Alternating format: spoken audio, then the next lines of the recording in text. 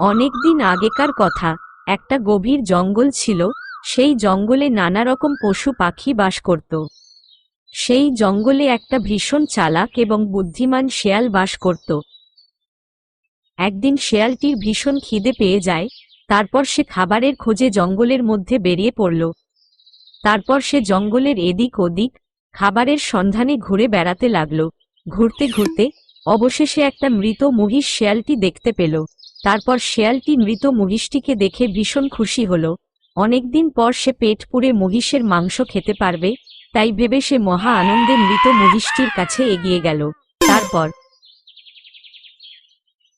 আরে বাহ, আজ তো আমার জন্য খুব ভালো দিন। এই মহিষকে তো আমি একা একা কম করে 10 দিন মজা করে খেতে পারবো।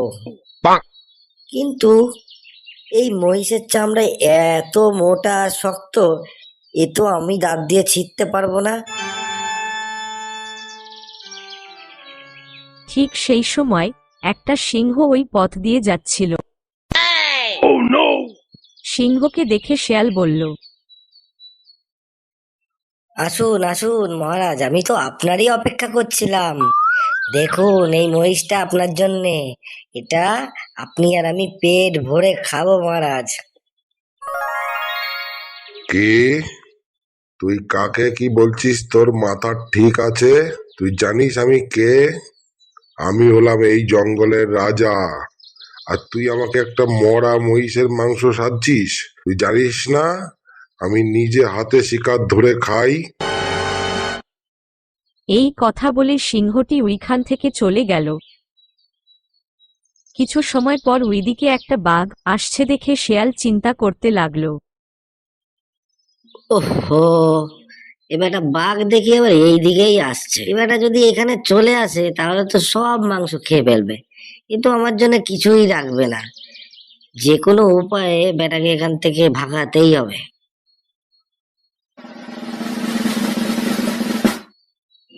ও পণ্ডিত মশাই, তুমি এখানে কি করছো?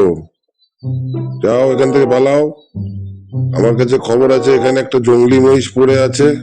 আচ্ছা ঠিক আছে, তুমি এখন এখান থেকে আসতে পারো। এই পুরো মহিষটাই এখন আমার। ঠিক আছে, আপনি যেটা বলেন বাঘ মামা, আপনি ঠিকই শুনেছেন। কিন্তু এই মহিষটাকে সিংহ মহারাজই শিকার করেছে, আর সিংহ মহারাজ আমাকে এখানে রেখে গেছে। যে কোনো সময় উনি আসবেন বলে গেছে। তাহলে বাঘ মামা আমি এখান থেকে চলে যাই। কি? এই মহিষটা সিংহ মহারাজের শিকার? ওনার শিকার খাবার চেয়ে না খেয়ে থাকা অনেক ভালো।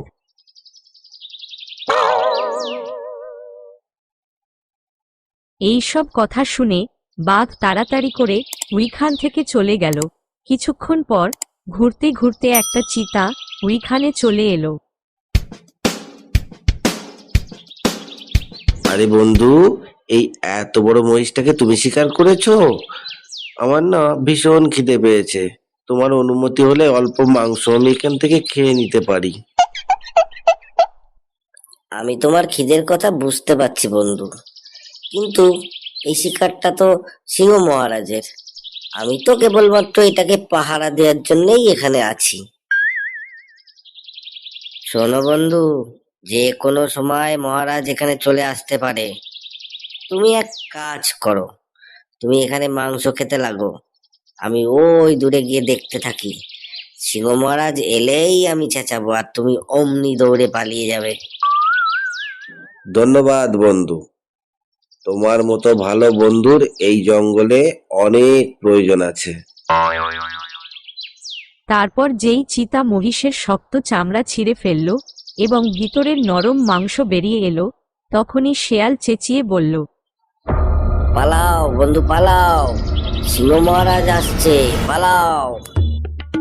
আর তখনই চিতা সিংহের ভয় পালিয়ে গেল।